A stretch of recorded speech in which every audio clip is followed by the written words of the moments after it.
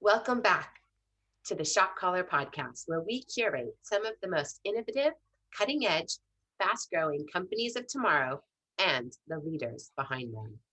As you know, we place a high priority on women leaders who are calling the shots, and I personally believe will provide our listeners with huge value and inspiration. Hold on to your boots, shot callers, because today's guest does not have your typical background to running a tech company or any other for that matter. Our next guest, Shira Kaplan, has a CV that would make Lara Croft and Tony Stark envious. Shira is the founder and CEO of Cyverse AG, a Zurich-based cybersecurity firm which delivers innovative, hands-on Israeli cybersecurity solutions to global and local corporations. Shira's technological training dates back to her military service in the Israeli 8200 Elite Technology Unit of the Intelligence, where she was an intelligence and cyber analyst. She held business management positions at publicly traded companies like Teva Pharmaceuticals and Bank Julius Baer in Zurich. Shira is also an alumni of Harvard University, where she studied government and Chinese and was a Shelby Davis Scholar. She holds an MBA from St. Gallen University in Switzerland, where she was awarded the Women in Business Scholarship, and Shira speaks 7 languages. Welcome, Shira, to the Shot Caller podcast. Hey, thank you so much, Shannon, for this very kind introduction. Thanks so much. I have been looking forward to this for a very, very long time, and I'm excited that the day is finally here. Your Same background. here, absolutely. Same here. Thank you so much. I look at what you're doing, and I realize, sort of like a bucket of water being thrown into my face, how unbelievably far away I am to understanding the world that you operate in, how it works, and my vulnerability in it. And I was reflecting on this, thinking about what's the purpose of the podcast and what's the connection. And I sort of think that in a multifaceted way, you and I are both working against many types of vulnerabilities. And I thought that's perhaps a theme that might run through the podcast a little bit. And I wanted to start with getting just a little bit of an idea about your background, your upbringing in Israel, and I guess the specific security issues that Israel is faced with, which may have shaped your path. So could you maybe tell us a little bit about your background and kind of mentors and how you sort of dealt with that? Absolutely. And I love it. You already touched a critical point on kind of the upbringing and security in Israel, right? I mean, one of the first memories that I have as a child growing up on the kind of the Mediterranean coast of Israel is, in fact, when I was about 6 or 7 years old, spending a month in a bomb shelter in Israel wearing a gas mask. When Saddam Hussein was shooting missiles from Iraq to Tel Aviv, and we all had to sit and kind of hide. And then another memory is from the age of 12, 11 or 12. There was a series of terror attacks in Tel Aviv, and it was this beautiful Fastnacht kind of Purim holiday. And buses were exploding in the heart of Tel Aviv. This was horrifying, and when you think of it, security, just like you said, physical security is so fundamental to the everyday life of an Israeli. Back then, I mean, I'm 37 now, so we're talking about, 25 or so years ago, even more, 30 years ago. It still is today. But the day has changed, reality has changed, and now it's even more about cybersecurity. And this is kind of where, really where this upbringing kind of led me. But, my upbringing was great. Don't get me wrong. There were these security kind of elements, but grew up in a beautiful city, Herzliya, and went to a very nice class. I was lucky to participate in a program called Seeds of Peace, which is a summer camp in the United States. So at the age of 14, kind of went to the US for a whole month with Arabs, Israelis, Americans. through that ended up going to Italy, of all places, for high school when I was 16. Oh, So wow. yeah. So did a bunch of exciting things as a teenager. But like you said, security was key. You were Yeah. right. I also, by the way, I also did karate. I did martial arts. It's That pretty does big not in, surprise me. yeah, It's you know, I'm brown belt in this Kyokushinkai. That's kind of a martial arts. It's kind of a one of those systems, you know, that they do. And this also, actually, as I'm a mom now of you know, 3 children, Yeah. I realize how much also martial arts kind of had this element of providing me a sense of security as a Wow. young woman, kind of traveling the world, boarding planes, you know, at a very young age by myself.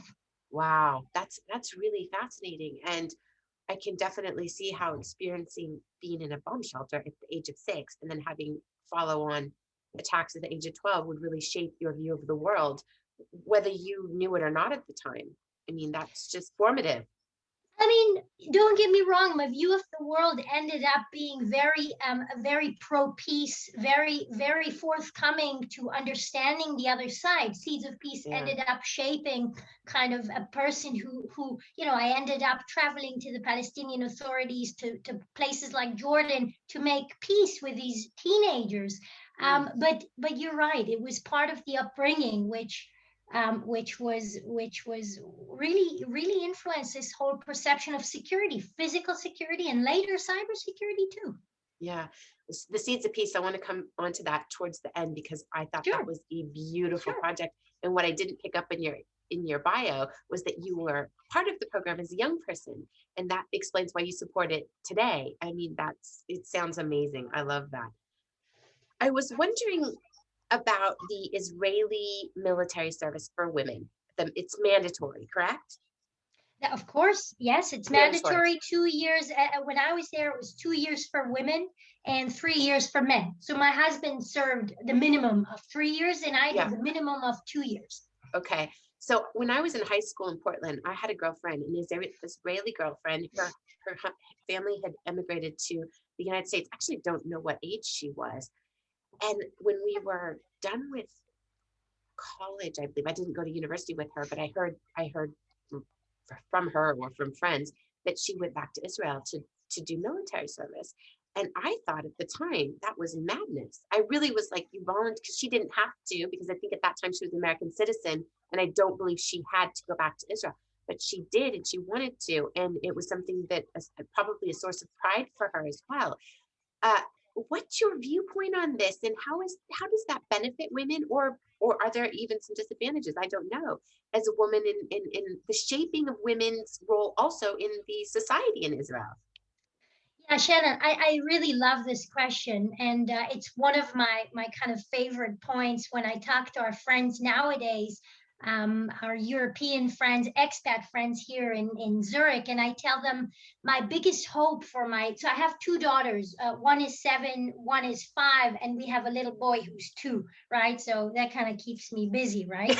Running a full-time business as well. And my husband having a full-time corporate job managing, I don't know how many, 250 people. But you know, but my biggest hope for the kids, and especially for the girls, is that they'll go to the Israeli army, just like that friend that you've mentioned.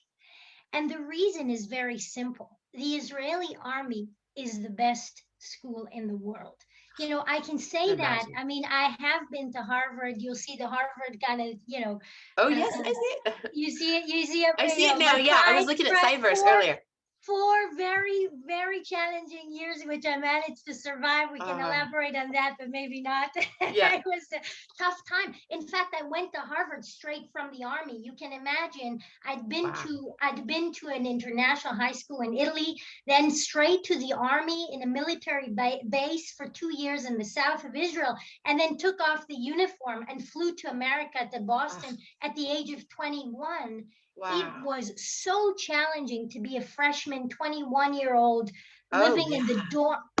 It was really, really challenging, but I managed to graduate. I managed to survive. I studied, like you said, a lot of Chinese, and anyways, but we're diverting. I really wanted to answer the, you know, sending Israeli women to the army is fantastic, and if they have a chance to go to the intelligence, it's a phenomenal school. um, the fact that there's not real hierarchy in those intelligence units. You have to challenge your commanders. You're expected to ask questions. You learn about technology. You learn about defense. You live in the future of technology. You're about 10 to 15 years ahead of the market. Wow. The training, if you're lucky to be an officer, which I wasn't, but so many, my niece is now going to become an officer in the intelligence. I mean, this is a phenomenal school for life. Wow. What can be better? And honestly, you can only do this with an Israeli passport. Wow. You know what I mean? Yeah, I mean, that's amazing. And so many different directions we could go into, but I don't have 6 hours of your time today. So in the Israeli army military, are women, they don't have to be afraid to challenge, is what you're saying. They don't have to be afraid to sort of stand up for themselves. And in fact, I guess what you're saying is that is a great way to give them on the job training to do so. And I Of don't think course, that's the we're case in equal. America. We're equal in the army. There's no, all women are drafted, all men are drafted. I mean, there are exemptions in Israel. Let's put them Sure. aside. If you're Yeah. religious, you don't go. If you're handicapped, if you have kind of mental issues, you end up not serving. But if you're mainstream Israeli, you go. And of course, and if you're lucky to go to the intelligence, which is very, very hard to get into, you have to come from a certain background. You have to be, you have to have a very high level of integrity. They test you, psychological test, IQ, all these things. If they admit you, of course, women and men are equal. Women end up being commanders. Women run large units.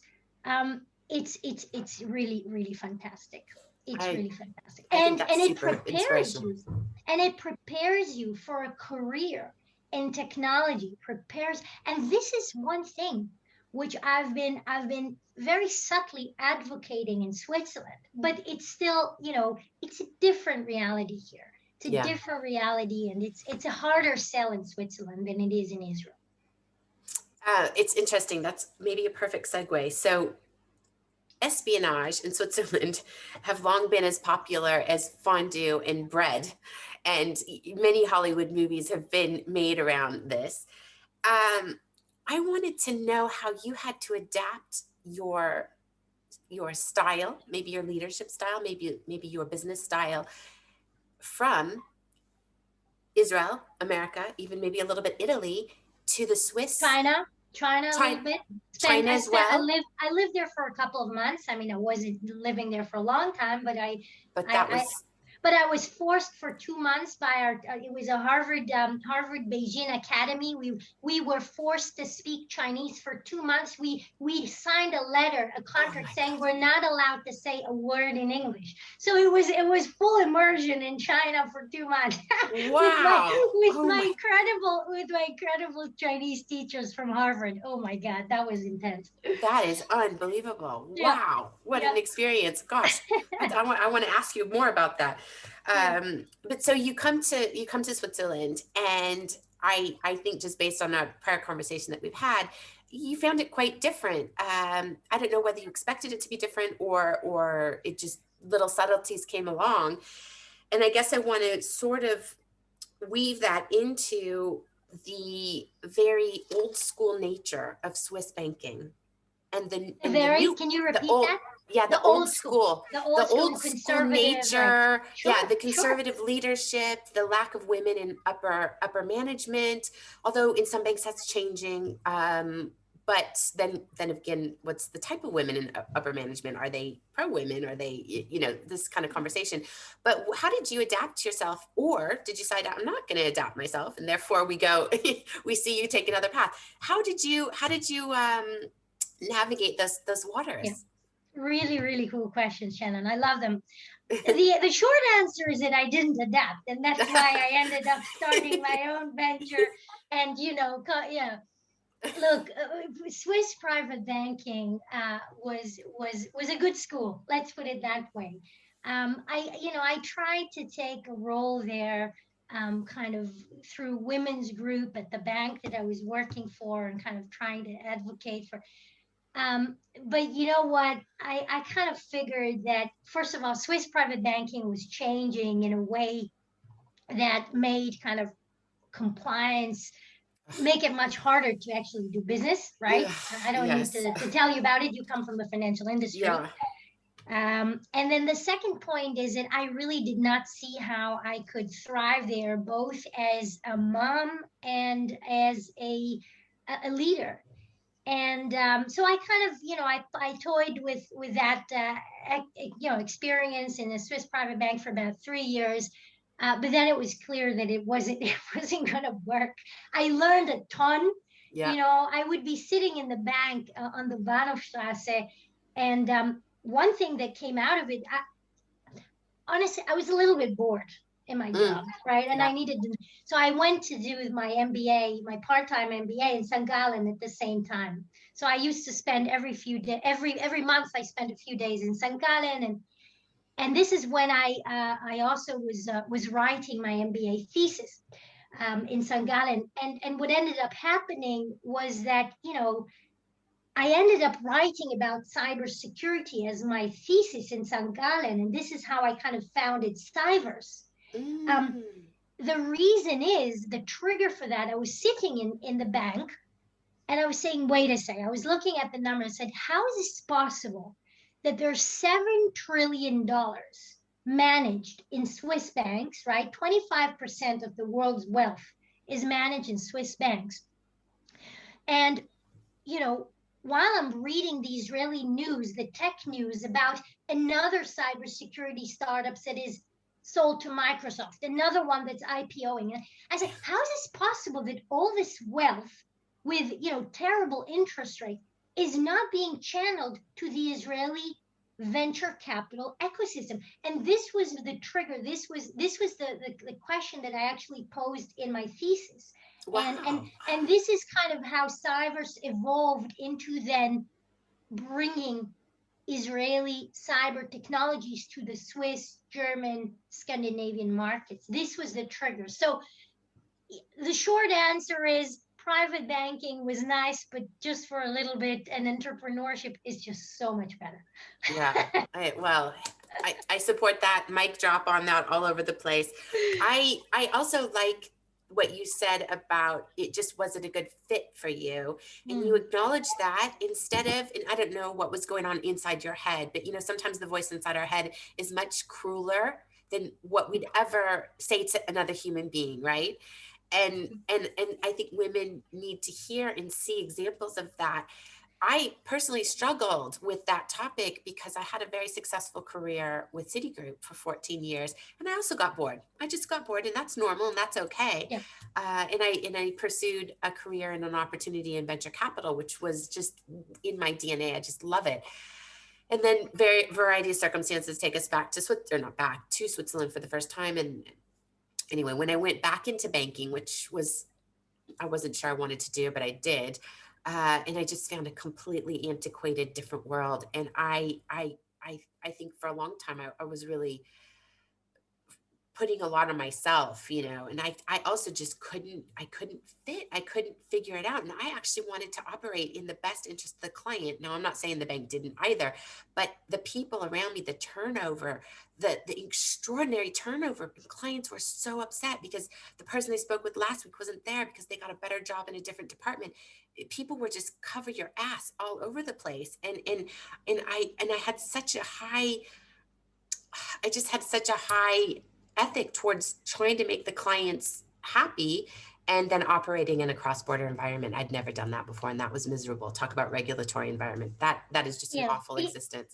I mean, if I can share with you kind of what happened in the background was that I actually the trigger for me leaving the bank was that I actually got pregnant with my first child. I was 30, right, and I got pregnant with Yaldeni, who's now 7. So you do the math, you know, and then I kind of started getting these questions from the HR, and they kind of started asking me, hey, are you coming back to work, or are you coming back 100% to work? And I was completely like befuddled. I was completely confused. I was like, what do you mean? Of course I'm coming back, of course and I didn't really understand the culture here of being a mom in the corporate world. You have to reduce 60%. I said, of course. And and then in the back of my mind, I was like, wait a second, but this is just my first child. I mean, we're a Jewish family. There's pressure to make babies. I'm 30 years old. It's my first child. And then they started giving me all these looks when I got pregnant, and I was like, holy, what is going on here? I don't think. And then in fact, when I gave birth, they actually restructured my team. So guess what? After maternity leave, there was nowhere for me to even go back to. You know? So look, it all turned out extremely well. And you have, one thing in life for sure, you have to make lemonade out of those lemons. And it's 100%. It's very easy to kind of hold on to, the grudges and be angry. And so, and I actually was at that point where I said, wow, what am I going to do? I'm so upset. I lost my job like a day after maternity leave. It was a disaster. I had a 3-month-old baby. I remember I was in Barcelona at the time with one of our MBA modules, and I had a thesis to write, all these things. And I said, what am I going to do now with my life? Am I going to hold grudges and be pissed? Yeah. Or am I going to start a business, and am I going to do something constructive? And I chose to do something constructive, and I do not regret that. Oh man, amen to that. I think that's wonderful. And there's a lot of women out there that will be listening that think, oh, I'd like to do that, I'd like to be brave to do that, and maybe they don't feel that they can. But I honestly they're believe more than welcome to reach out to me, and I'll help. I do a lot of mentorship for younger women. I talk about these topics quite a lot, and I'm happy to, I'm happy to help. That's fantastic. That's wonderful. And I just, for those listening, Shira and I did a pre-chat maybe a month ago just to meet each other for the first time. And one of the first things that Shira did after I told her a little bit about the podcast and our mission, she said, how can I help you? Let me help you. I'm going to share your podcast. And I honestly, it doesn't happen very often, Shira, that someone says to me, man or woman, how can I help you be successful? I want to see you be successful. And gosh, I mean, when someone does that to you, you want to do that to other people, right? Or for other people. Correct. It's exponential. Look, this is my advice to entrepreneurs in general, but maybe women, especially at this time. I mean, look, if you're thinking about doing anything kind of on your own in the business world, one thing, you have to stay positive, and you have to give. You have to give to people. You have to create a positive environment, and it will pay off. And one of my mentors, you asked about mentors, and I'll mention one of my favorite people in the world, Guy Spear, who's running here in Zurich a value investing fund. If you have a chance to interview him, even though he's just phenomenal. And Guy is a giver, and Guy has trained me, I would say, for the last 7-8 years. He was a very welcoming friend when we moved here. He invited me to join several boards. When I was in, and he's and that's his philosophy in life. And I think when you build a business, when you build relationships, just help others, and especially if they're starting. And then you create such a fantastic environment. My business, Cyverse, I mean, I wake up every morning as if it's the first day. It is Wow. so much fun. It is so positive. It is, and then you eliminate if there's negative stuff. Yeah. You just forget it. It's out of your. It's not there. You just don't. You don't. If people are negative to you, just get them out of your life Yeah. and build your own business. You have to build yeah, absolutely. You have to build positivity around you. And when you feel the negative start to come in, you can feel it in your body before I think your head wants to admit it. There really is often a physical reaction that's telling you something's not right. Don't, pay attention to me. So, Yeah. Especially for women, I think we women we feel it so strongly. yeah, In like you're saying, yeah, we feel everything, yeah. and yeah. Wow, it's fantastic. I think people listening this will really speak to them. And when I left UBS, I didn't care if I was going to be a bartender. I really was like it.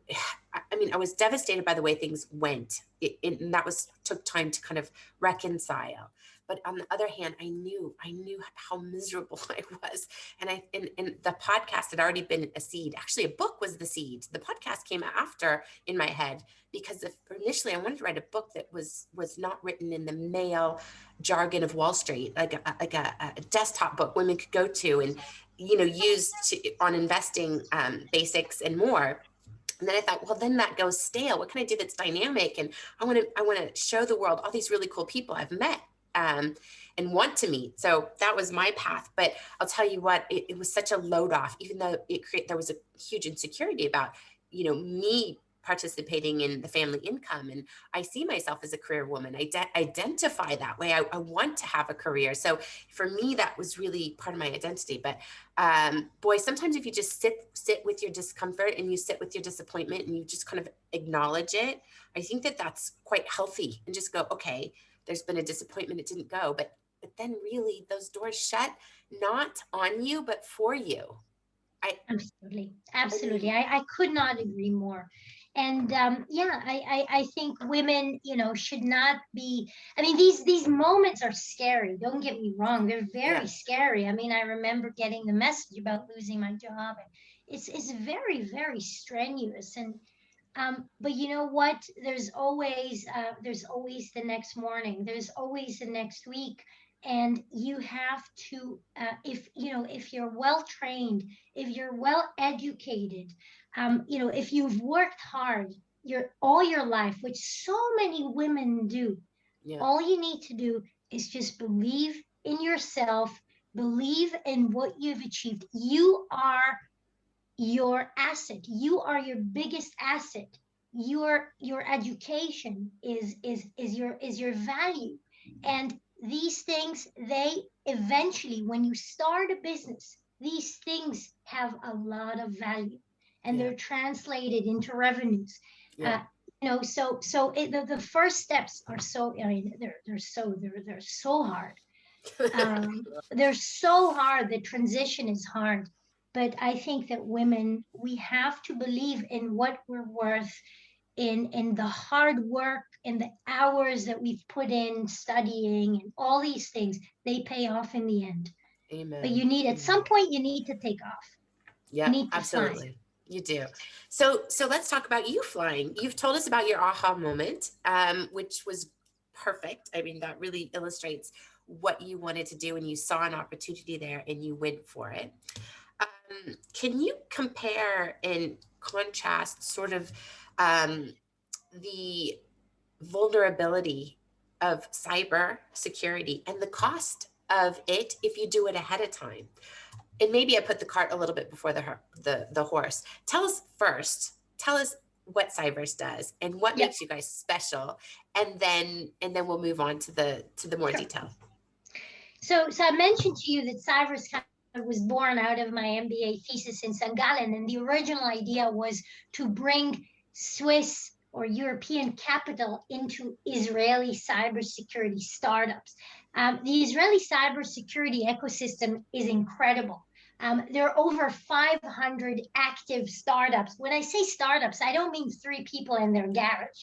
I'm talking about companies that start with young military graduates, both men and women, who raise, $6 million out of a PowerPoint presentation, and then a year later raise another 10, $15 million. And then before you know it, these companies are valued hundreds of millions, if not billions. And I'm talking about just within a few years' time.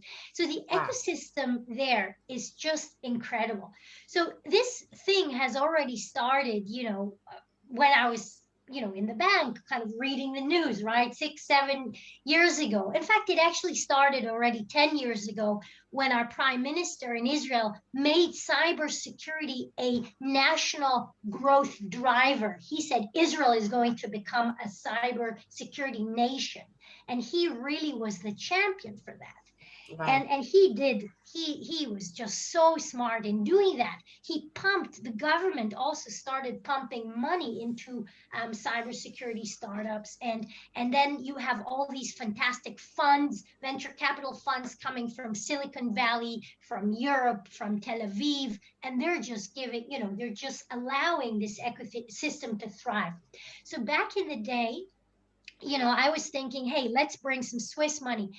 But before we did that, what we decided to do, and that was Cyverse AG, we said, let's first bring these fantastic technologies to Swiss and German multinational enterprises. So companies like Nestle, Novartis, the banks, automotive companies, energy and utilities in Switzerland, they all started buying from us cyber defense products, which were cutting edge, which we were bringing to them from the Israeli ecosystem. So that was really the beginning. So, we've been quite fortunate in the last, I would say, 3 or 4 years. I mean, we started about 5 years ago. We've been selling to about 100 of those multinational enterprises in the DACH region, in this region. And over time, this concept of investing into these startups, this concept remained, right? We always wanted not just to bring the technology to the market and kind of, distribute it, but really to take equity in those startups. And this is what we've been doing. We've done so far 9 of those investments. We like to come in and invest at the seed stage. So when these companies are really just starting, because we know we look at the teams, it's all Israeli ex-intelligence kind of grads, young, in their 20s or 30s. And we look at them in the eye and we say, okay, these guys, we know their DNA. We know they're going to make it because, and so we invest into them. But now, after kind of running Cyverse successfully for the last 5 years, we launched this year Cyverse Capital, which is really starting to inject more money into those startups, which is really the vision I had when I wrote the thesis. How exciting. God, I mean, I really want to dig into that with you later after the podcast, because this is very, very exciting and it makes a ton of sense. And it just goes to show that you're not thinking linearly. You are thinking in a circular manner, but also exponentially, because you're a business owner, but you also say, I want a piece of the pie with these companies. I'm doing the work, bringing them business, not the only person bringing them business, but you are a key contributor to their growth plan. And why shouldn't you own equity? And then the more money you make off of those companies, the more impact you can have, whether it be professionally or in any private endeavors that you might have, like Seeds of Peace, right? So, Shannon, I would hire you to be my spokesperson anytime, because you just explained exactly the rationale for what we're doing. That's exactly the evolution between Cyverse and Cyverse Capital. We generate value for them, but we also want to take part of the upside. That's exactly the point. Exactly. I love it. I'll be your cheerleader. Thanks. No, you can become one of our investors. And I invite, anybody who's listening to us, who's a qualified investor, to kind of, to hear what our plans are, because we're going to take Cyverse Capital. I think the market is kind of really getting what we're doing. It's become extremely easy to explain it. And I think it's a matter of time before, the family offices and the banks. I'm quite bullish on their appetite for what we're doing. I think it's going to take us about another 12 to 18 months, but Yeah. the message is already out there. The Israelis are very keen to let us invest, so we're Yeah. getting every week phone calls from more startups that want us to invest. And these are fantastic startups in cybersecurity. And then on the capital side, on the kind of the institutional investor side, I think they'll get it. It's just a matter of 12 to 18 months, I think, before they really see what we're doing. Absolutely. And just on the venture capital side of what you're doing, so you tend to invest in the seed round. Do you envision yourself investing along the entire The cycle, growth, or sure, yeah, sure. Yeah, I mean, that's what we're doing now. We're working right now on a very exciting investment in one of our fantastic cyber startups that we've brought. We've sold their product in millions here in the market, right? So okay, so that's kind of, so they're doing really well in the region through our partnership. We invested early stage in this startup, and now they're doing a very large growth stage, and we're putting a larger ticket with Cyverse Capital. So cool, absolutely, we will be happy to support the whole life cycle yeah. until the exit. Yeah, one of my goals that's sort of taking shape as I've been in the process of doing a rebrand that will get announced later in the month is to actually create a army of investors, but of smaller investors. I mean, Yeah, I have background in managing money for the wealthiest people around, so I'm very comfortable in that space. But what I want to do is bring this knowledge and this sort of, that private Parada Platz dining room conversations to the main street, and also very much to women. I want to make investing fun and exciting for women as well as it is for a lot of men. And I want to show them this is conversations that can be really exciting and fun to have. And also it's a lot of fun to make money doing it. Not that yeah, everybody makes money on every venture capital deal. We know that that's not the case. And we know you definitely need to invest in a package of them because we just don't know in the end which ones are going to make it. So I want to also, in addition to occasionally working with various family offices that I do, to create some sort of a platform where you can do a feeder fund into something like what you're doing. And of course, you still have to, you still have to work around all the different regulations, but there's a lot of qualified investors who don't do venture capital because the tickets are too big individually. they're So too big. The they're tickets too, are too big, right? yeah, for And that's one what we. deal, for one Sure, deal. sure. Yeah. No, so that's the beauty of what we've done is that our investors can put in very reasonable Reasonable tickets. amount. And Yeah, that's great. And so we'll talk about that further because I think that is fantastic. And I've got some experience with the venture capital firm I worked with in London of them doing something similar. And I think from a platform perspective, it's great because it democratizes capital and venture capital in a different way. and what's better than doing business live on a podcast, Shannon? I mean, this is I this is know. this. I I really know. like your podcast. I'll come Aw, again. thank you. Oh, good. Yeah, we'll do maybe a follow up on some of your companies as they have success. You can come back and say, okay, we invested at this evaluation 6 months, 9 months, I, 12 I months I down the road. I can already give you the numbers. I mean, one of our investments, we we put in money about a year and a half ago. Their valuation was $10 million. We like to come in when the valuation is $10 million. Yeah. We got a call from the CEO a couple of weeks ago, and by the way, this will only be announced in a few weeks from now. It's still Okay. not public, but I'm Okay. not going to mention which company. Yeah. And he calls us up and he said, "Look, I hope you're sitting down, but just to let you know that your investment is worth times 20 because." He called me from New York. He's based out of, because Wow. He said I'm raising now a very large round. He just raised $30 million a few months ago, but there's so much demand for what he's doing. He's raising additional 80 million, and he said my valuation is almost $1 billion. So if you, I can explain offline why, if he's valued so high, we didn't make 100 times or whatever, 70 times. We only, so to speak, made 20. Yeah.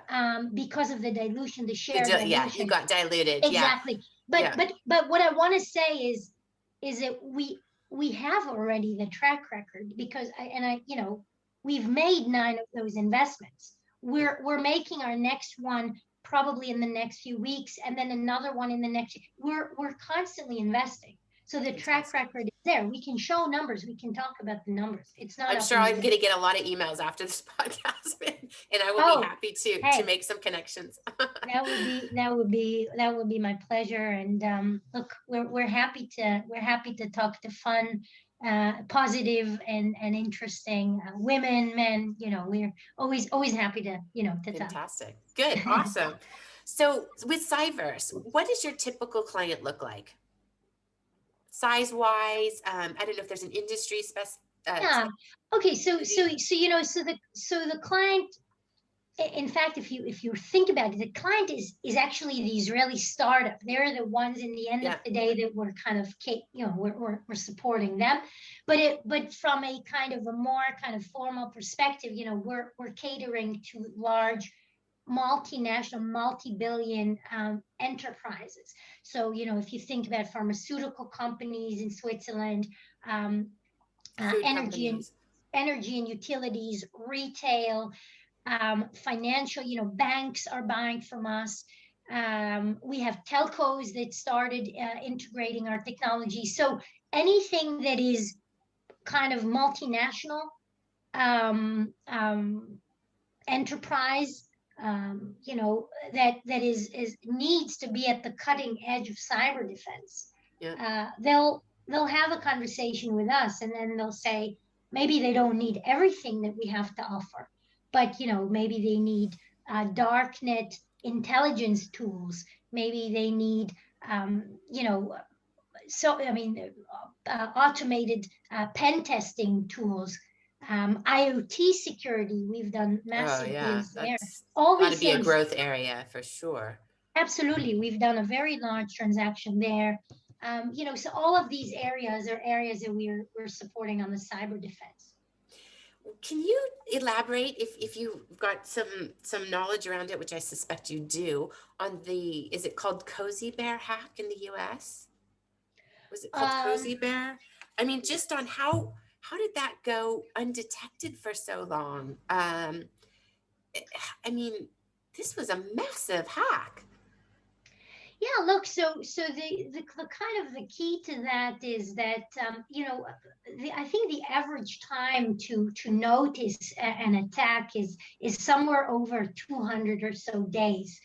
So if you look at kind of historic, I mean, even attacks that took place in Switzerland, like the one that happened with the Russian espionage on RUAG, the defense company, and on the Swiss parliament. I mean, this took months before it was detected. These are what we call APT, advanced persistent threat attacks, and the hackers can just kind of like crawl in the system. They kind of take some files, they send them back, or they just kind of espionage, and they spy. They test it a little bit and see what they can get away with. They see where they can get in. What and do they have the usernames? Do they have the password? So it is very possible that attacks go undetected for months and months and months. So something I maybe it's a little bit political, but what the hell? I'm going to throw the question out there. Sure. The Republican senator and former presidential candidate Mitt Romney criticized, back when the Cozy Bear attack became public news, he criticized Trump, who they're in the same party, as an unacceptable response to an attack he said was like Russian bombers repeatedly flying undetected over our country. And I really thought about that for a second. And I thought, if Russian bombers did fly over the country, there would be no question. People wouldn't say, oh no, it's the Chinese. I mean, like people would see the planes flying over. They would be able to, probably capture the audio. But because cyber is, you're so able to, I guess, hide yourself better. But people in the intelligence agencies have said those were the Russians in this instance. Yet, because my nation is in such political turmoil, I think now they're more vulnerable because they've got this infighting around politically. One side doesn't want to, shame Russia, but would rather shame China. And I just think this is the wrong way to be spending the time. To me, that's madness. We're Yeah, now more sure. vulnerable to the politics of this whole thing, in Sure. addition Look, to the cyber attack. politics are always, or these kind of confrontations are hijacked, like you're saying, in Yeah. favor of one or another side. And exactly like you said, in the cybersecurity world, it's much easier to do because you can hide for a long time. But I do agree with Mitt Romney's statement. I mean, these kind of attacks should not be, um, they shouldn't be possible. Yeah. It's true. And it's dangerous. It is dangerous. They got access to government high level information with in a variety of the Treasury, the Department of Commerce. Commerce, sure. They got into some really the places nobody should get into. Look, this is the case all over the world. Israel is suffering from that. The US, as I said, Switzerland was vulnerable to that. And you have to kind of live in a very kind of hyper digitalized, especially after COVID. We haven't talked about COVID at all. Yeah, in a hyper digitalized economy and political system, forget it. You have to kind of discount the cyber risk and to know that it's there. And this is the mindset that all of us, whether we're political institutions, whether we're multinational enterprises, or whether we're, employees or individuals, we have to take that kind of discount into our life. We're all over the place digitally. We're in social media, we're on the internet. We give our credit cards to Amazon, to Galaxy. We have to understand that we're not safe. Yeah. Whether on the individual or on the very kind of, national level, we're not safe. And that's the game. That's the new world.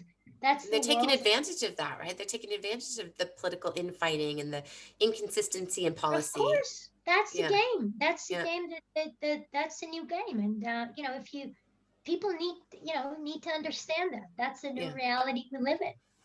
So it sounds like the multinationals understand to a certain extent the risk, and they've got the budgets to start paying big money for these, high-end technology. Both with your Cyverse AG hat on and with your venture capital hat on, do you think the bigger growth is in the SME market, in bringing some of these products to them in a way that they can afford, but also showing them the risk? Because I did a little bit of research on that, and I think I saw that was an average of, if you have malware attack, the average cost was about 2.4 million. Now, I don't know if that was across all types of companies or if that was SMEs, small, medium enterprise. And the average time to resolve a malware attack is 50 days. So if you're a small, medium enterprise, or any business for that matter, and you've got about 50 days that you can't operate, this is devastating. It is devastating, and a lot of SMEs go bust because of cyber attacks, because of ransomware. Yeah. Look, there is a big potential in the SMEs. But nobody. If you look at Switzerland, there are over 300,000 SMEs, right? So the economy is based on small medium enterprises.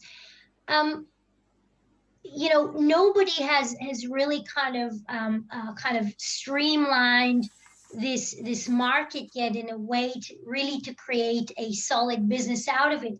The reason is that, like you said, SMEs, they can't always pay, right? And what we're doing specifically with Cyverse is so kind of cutting edge, innovative, but it's also expensive.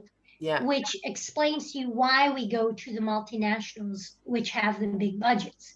Yeah. The SMEs, they're what they will have to do is they'll have to kind of rely on their IT providers Mm, kind of to also secure them.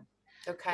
But it is an interesting market. Yeah. It is an interesting market, and whoever will be able to kind of streamline it or kind of process it in a way that's can really build a With business out scale, of it. sort of, I Well, guess. to scale it will do great. Absolutely. Our focus has been really more the multinational stuff. Okay. And I mean, I understand that when you're growing a business, you're going to go after the bigger, deeper pockets who can, well, A, need it, Yeah. and B, can afford it. So, I mean, I totally understand that. I was reflecting on a little bit of information that I have from Kogi Tonda, which is the company that is sponsoring this podcast, actually. And my husband and I, privately invested into them. Now we're financial investors, we're not strategic investors, and we're smaller investors. But it was an example of me thinking, gosh, I think these two could potentially be interesting partners, because they are looking a little bit more at the insurance space for the SME. I mean, they're also doing multinationals. They come from really the big consulting groups, right? And working with the biggest insurance companies around. But I guess I was just curious about how can SMEs protect themselves, and what kind of budget should they be? I don't know if you have an opinion on that, just for anybody listening, what percentage of the budget should be spent on at least looking at this?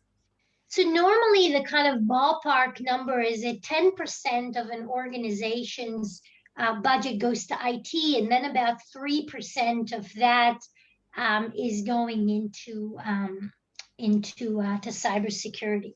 Okay. So these are Okay. kind of these Well, are that's the a good ballpark. guideline. Yeah, this is what they've kind of this is kind of the ballpark number.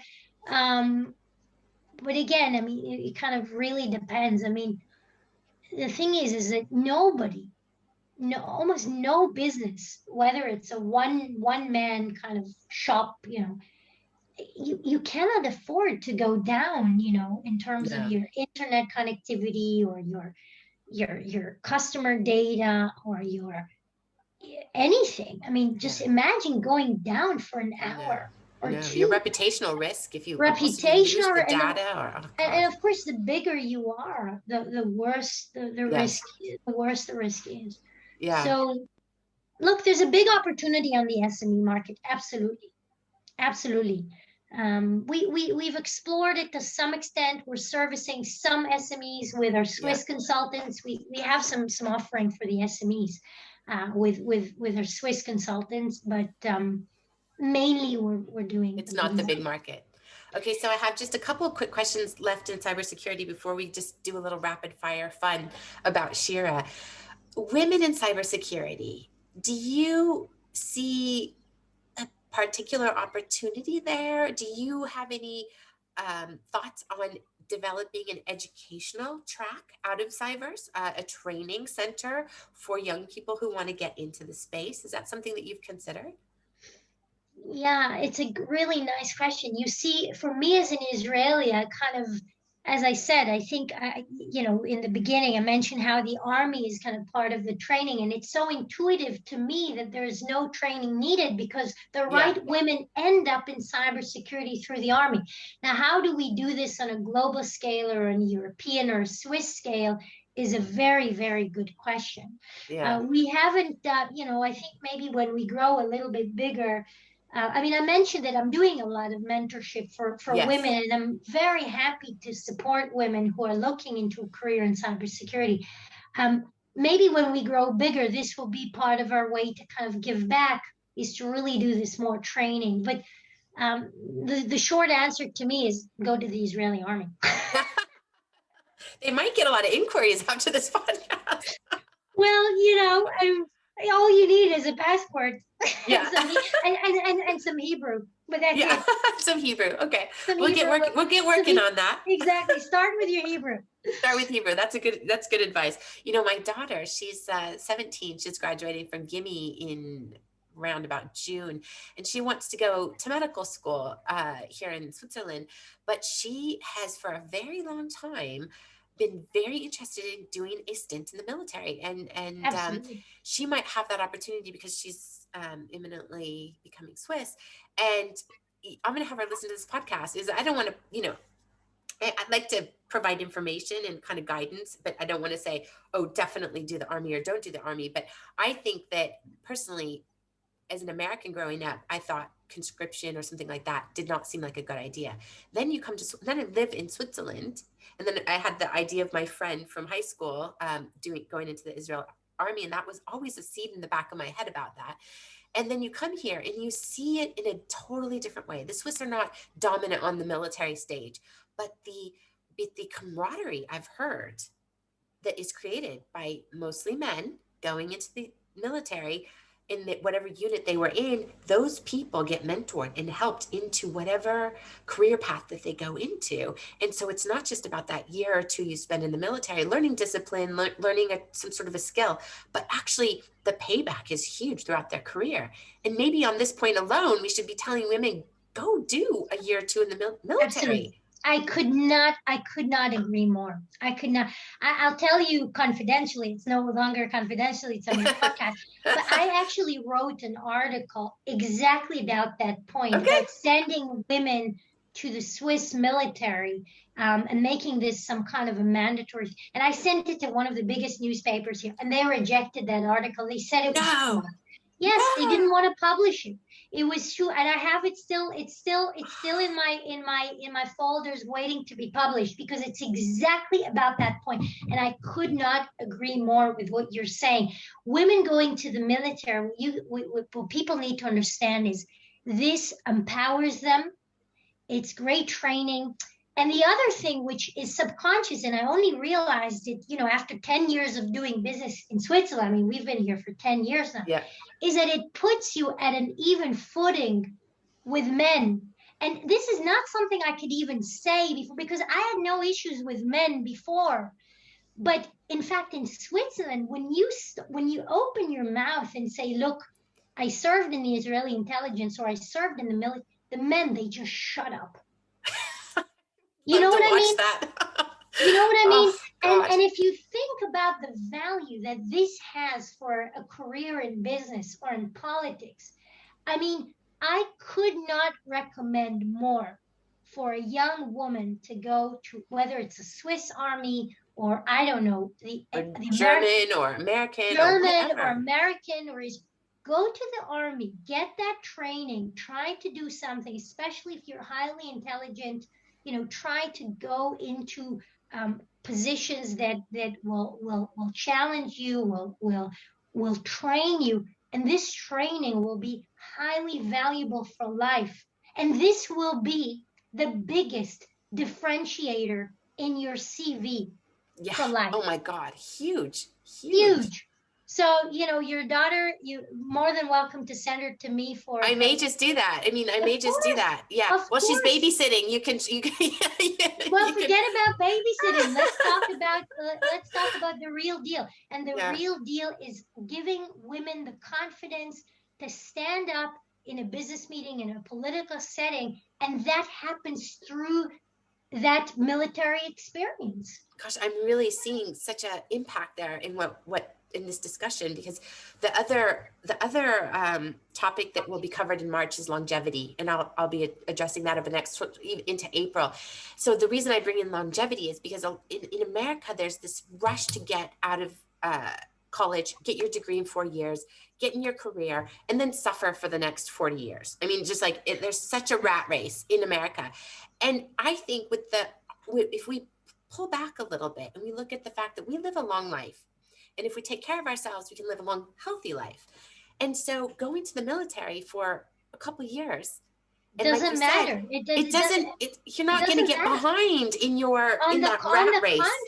On the contrary, and if you can become an officer in the military and get officers training, which I didn't do, but that kind of puts you at a very, very far ahead than anybody else in your career. People don't understand that. It amazes me that people don't see that. But it's because, the Army is such a taboo, right? I mean, people at the Army, it's a waste of time, and it's military. And I was a part of this group of women. We had women in tech, and I brought up this argument about the Army. and one of these women, she basically told me, hey, shut up. Like, what are you talking about? You're promoting the military. You're a militant. I said, it's not because I'm promoting war. People need No. to understand that the army is also a very, very good school. I'm not in favor of war. I'm in seeds of peace. For you know Yes. what I mean? Yes. I'm training. There's so many ways in which I could justify, but it's just a very, very good school. I'm super excited about this concept because maybe the issue is just we haven't discussed it in platforms that women can hear it. I certainly didn't as a young person. Never did I consider going into the military. But now that I'm thinking even beyond just the benefit to your career, but I'm also thinking the cost of education these days is just insurmountable for many people in America. And secondly, people of color, the Black American community make up a huge percentage of the military forces in America. And I don't think that gets recognized enough. But then I'm thinking, for young Black women who may not have the access to the best education in a lot of areas, that's definitely the case in America, sadly, that might be a great path for some of them, because the military will then, help support your education after that. But then you can go into a field that you're interested in. It's so broad, right? The military's got so many different fields. Of course, that's exactly. But for underprivileged populations, but also for privileged populations. Yes. That's the other thing, is that we should not be ashamed to be part of the military. It's very good training. And the Swiss, I mean, this is part of what I'm hoping. I mean, the person who's the chef d'armée in Switzerland, the chief of the army, is actually a cybersecurity professional, Thomas Süssli. And, this is kind of part of my hope, is that they'll kind of send this message along, Good. Well, I'll support that, and hopefully this podcast will have some Hopefully, impact there. Hopefully he'll listen to the podcast. I've met him before, and maybe we can share with him this podcast. Absolutely, I can tag him in it, and anybody else that we can think active. He's active on LinkedIn, by the way. Okay, active. Then I'll do that. Yeah, I'll make sure I get the right spelling. But okay, so Shira, you are a super busy woman, and we're going to have just a few fun little rapid fire questions. What is the book you've most gifted or recommended to people that has impact, I suppose? Yeah, I prepared the answer. Now I'm blanking on it. Because I saw it was part of. Let's go back to this. Give me a moment of. No problem. Because I have the answer. Oh, I'll tell you. Of course. Yeah. Sorry. You see, I got, because I saw that question. The Everything Store. The Everything Store is the story of Jeff Bezos. Okay. The story of Amazon. This book is a must read. Oh, wow. I've not even heard of that one. Oh, good. See, I get some gems when I ask these questions. Fantastic story of Amazon. You can feel the energy. You can feel the genius of Jeff Bezos. I just love that story. I like that. Good. Now, this is an odd one, and you might not have an answer for it, but I love animals. So I said, yeah, I've seen what's that your spirit question. animal? my animals? Yeah. Your spirit animal. Spirit animal. Something an animal that might represent you, who you are. Well, okay, so I'll say a lioness. I mean, my astrological sign is a lion, a Leo, okay. And I always say to everybody around me that I'm a lioness. I like it, and I think that's fantastic. Very inspirational. Yep. When you have a moment of feeling stuck or insecure about something, you're having what I'd call a wobble. You're just you're not feeling your normal strength, your normal lioness strength. Do you have a trick or a tool that you do to kind of take you back to center and get you back to a place where you can make a good decision? I go running. Okay. I meditate at the lake. Okay. We live just 10 minutes, or with running, it's a 5-minute run from the lake, and running, meditating, breathing in, trying to kind of disconnect. Absolutely happen. And my biggest aha moments happen while I'm running or jogging. Totally. I totally agree with you on that one. Okay. What song do you turn on when you you're feeling the energy or you want to celebrate something? Just get you going. There's a fun song. There's a fun song that I don't know when it became popular, but it's called Dynamite. Dynamite. And it's I don't know if it's like this kind of Korean group of guys. I don't know, but it's so much fun. Oh gosh, I'm gonna have to listen to that. It's hilarious. It has so sometimes I listen to Dynamite. The kids are jumping around. Oh, cool. Oh, I like They that. love dancing to songs almost every evening. Actually, it's pretty amazing. They love music. Okay, here's one I didn't tell you ahead of time. Who would play Shira in the Hollywood version of your life? Oh gosh, now you're kind of now you're exposing my biggest vulnerability, which is I don't have the time to watch Netflix or movies or I don't I'm stuck in like the the actors of like 20 years ago Oh, because that's all right. um Angelina Jolie, Lara Croft is what comes to my mind. Oh, Angelina Jolie would be nice, but I don't know, Julia Roberts maybe. Oh, fantastic. Oh, I could see that. I could definitely see that. She was I in wish. Pelican Brief, a little espionage story there. I wish. Oh, I would be flattered. I mean, yeah, she's beautiful. And okay, the last question. What is your definition of a wealthy life? What does a wealthy life look like to you? Yeah, so in the Jewish kind of wisdom, we say who is wealthy is the person who is happy with what they have.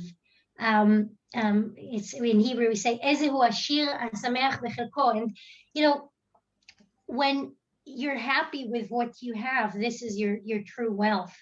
Um, I one of we have a close friend of mine who married my husband and myself. He was a rabbi, and he always says, about the children that he has many children. He's very young. He has, I don't know, by now I stopped counting, maybe eight Oh or God. nine, Oh my goodness. children, maybe nine by now. We only have three, right? Oh my And goodness. he always says, Shira, I'm so wealthy. Each one of my child is worth $1 million.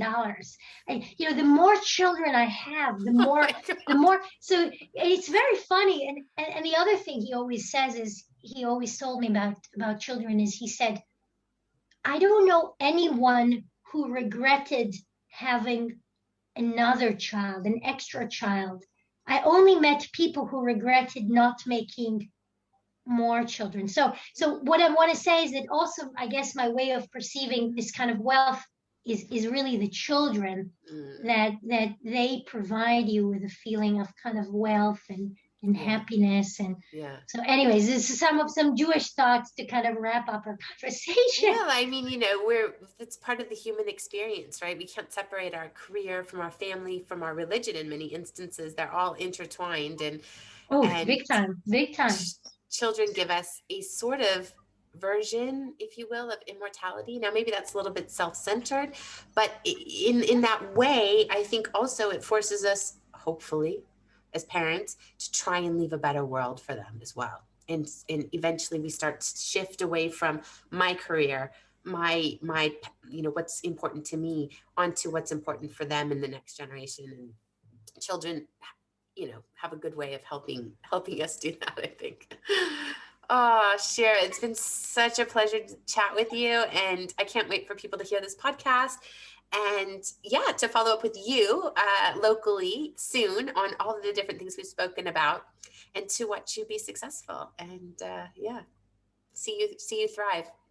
Hey, listen, this was really a lot of fun. Much more fun than I knew it would be fun. But this was even more fun. Aww. And look, you're doing a fantastic job. You're a great interviewer, and I hope you'll get a lot of listeners. I hope you have a lot of great women speak at your podcast, and there are voices I think that should be heard out there. And thanks for letting my voice be heard. I really appreciate that. You are going to inspire a lot of people, young and all the way up to 100, and who knows cool. how old. I really, really believe that. And this military conversation is fantastic. And I'm going to make it my mission to try and help you at least get the publicity around getting your article published, because I just think that would be such a fantastic topic for Swiss women, for sure. Well, good. We start with a podcast and then there'll be the article. Sure. We go from there. Sounds good. Have a brilliant day, and Thanks. we will be in touch soon. And thank you again for your time. It's been a pleasure. Thank you so much, Shannon. Hey, thanks everybody for listening. Bye. Bye. Bye.